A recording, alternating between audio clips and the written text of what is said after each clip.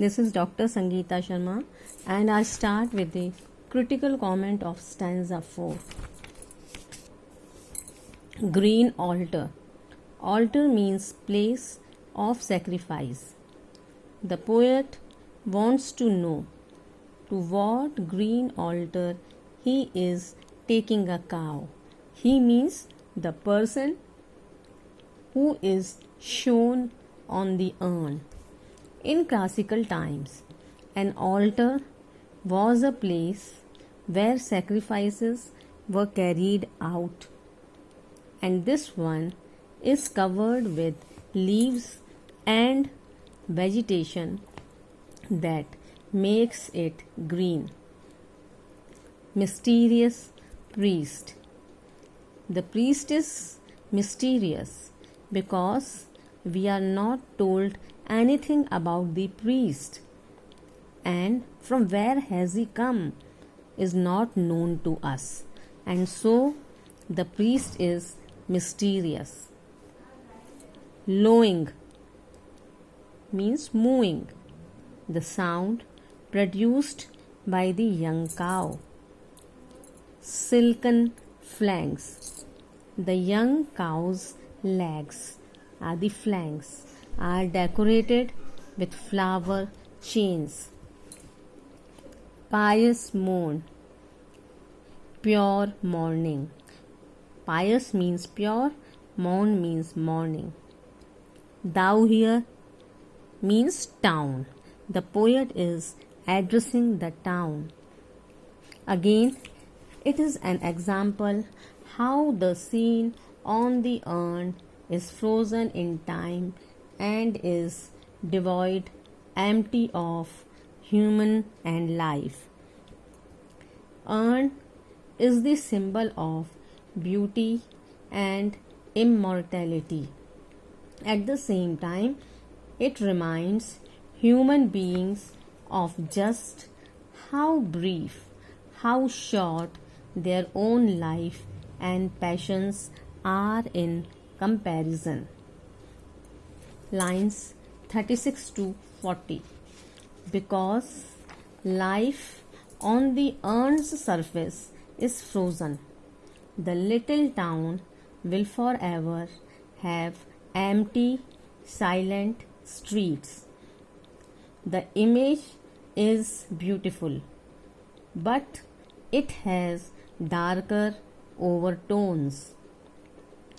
The urn is immortal, but reminds us of our own mortality.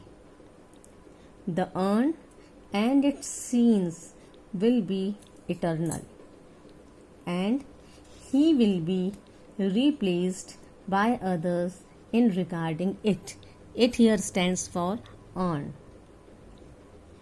The scene of beauty and joy exists, and at the same time another scene of desolation and sadness has been created. It is the desolate town that lends greater beauty to the scene of delight. We cannot fully enjoy the feeling associated with one without understanding the other. That means we should know the taste of both the feelings, the good and the bitter, the sweet and the bitter. We are reminded of Emily Dickinson's poem Success is Counted Sweetest, where the poet says that to comprehend a nectar requires sorest need. That means to understand the taste of nectar, we should understand, we should know the taste, the feeling of bitterness, that is sorest need. So in this way, we see that Ode on Grecian Urn tells us about the passions of life, the feelings of life, the comparison of the feelings of human life and passions. Now, I proceed on to the fifth stanza of Ode on Grecian Urn. O Attic shape, to all ye need to know. The poet addresses the urn as Attic shape and fair attitude, with marble man and maidens, forest branches, and trodden, that means crushed, wild plants embroidered on it. Urn is addressed as silent form that frustrates all our attempts, that fails all our efforts to understand it, as does eternity. Just as eternity baffles a person, in the same way, the urn frustrates all our attempts to understand what is painted on the urn. The urn and eternity are two faces of the same coin. Urn is cold pastoral. It is beyond the ravages of time. Time cannot destroy it. Human generations will come and go. Everything will change. The generations will take birth and die in due course of time. But the urn will stand as a friend to mankind between their sorrows and sufferings. The urn will direct and guide the human beings, teach them the real meaning of beauty. Beauty and truth are interrelated. Beauty, when depicted in art, gives the truth of life. So I now come to critical comments. This final stanza is perhaps the most famous piece of Keats's poetry he ever wrote.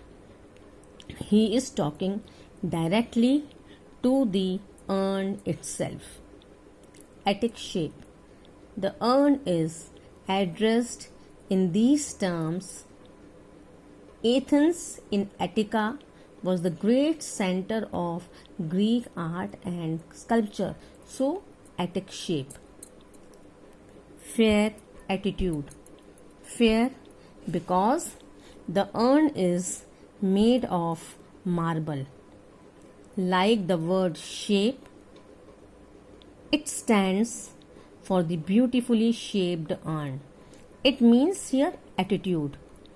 Attitude also means the disposition, the expressions expressed by the different figures engraved on the urn. Bread, B-R-E-D-E, breed, means embroidered. The figures appear to present a pattern in embroidery. Marble man and maiden. Man and marbles. Forest branches are covered on the urn made up of marble. So marble man. Actually man are not marble, but man are carved on the urn which is of marble. So marble man. Thou means direct address to urn. Silent form. Urn is styled as silent form because it does not speak. It is silent. The carvings on the urn do raise curiosity, but the urn is silent, has remained in silence for a long, long time. The critical comment of dust these are thought. The urn is just like the notion, idea of eternity. Eternity means timelessness. We, human beings, we forget death. We think we are immortal. We deceive ourselves by the idea of living forever, just as the urn makes us think that the scenes will last forever. Cold pastoral. Urn is cold because it is placed in cold place. It is cold because it has no emotions, it has no feelings. The urn is nothing but cold, country, earth shaped, but however, it will prevail. The urn is cold because it is immobile. It is detached from the surrounding. It is beyond the ravages of time. Pastoral because pastoral scenes are depicted on it. Now the comment on the line, when old age shall this generation waste. So when this generation shall pass away due to old age, sorrow and suffering, in due course of time, this urn shall stand. This urn shall be the witness of many generations' sorrow and suffering. Urn is beyond time, beyond the ravages of time. Urn is like a friend, and urn, like a true friend, stands up emotionally and morally. Urn, like a true friend, helps without reservation or reward. Now the comment on the most important line, beauty is truth and truth is beauty. That is all you need to know on earth. The urn depicts the truth of mankind, depicts the truth of humankind and that of life. Art conveys the truth better than any other form of communication. Human experience is best communicated in art. Beauty lies in permanence. Elements that will never die, fade, will remain beautiful forever. The truth is one such element. Truth lies in everything that is beautiful, and beauty lies in everything that is true.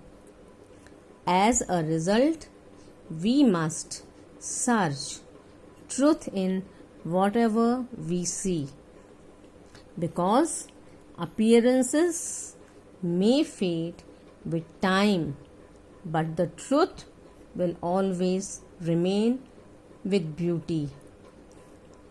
It will always retain its beauty. The truth lies in everything that is beautiful, and beauty lies in everything that is true. So these two lines actually are one of the most important lines in Ode on Grecian Urn. So here we have completed the poem Ode on Grecian Urn, and we have come to know that the most important thing is that time is powerful. Nothing can escape beyond the ravages of time. Everything comes within the range of time. After due course of time, each and everything gets destroyed. It is destructed. But one thing that is beyond the destruction, one thing which faces the time, which faces the power of time, is the work of art. So the work of art is powerful. The work of art is beyond the destruction of time. The work of art is immortal. The work of art makes its creator live a long, long life.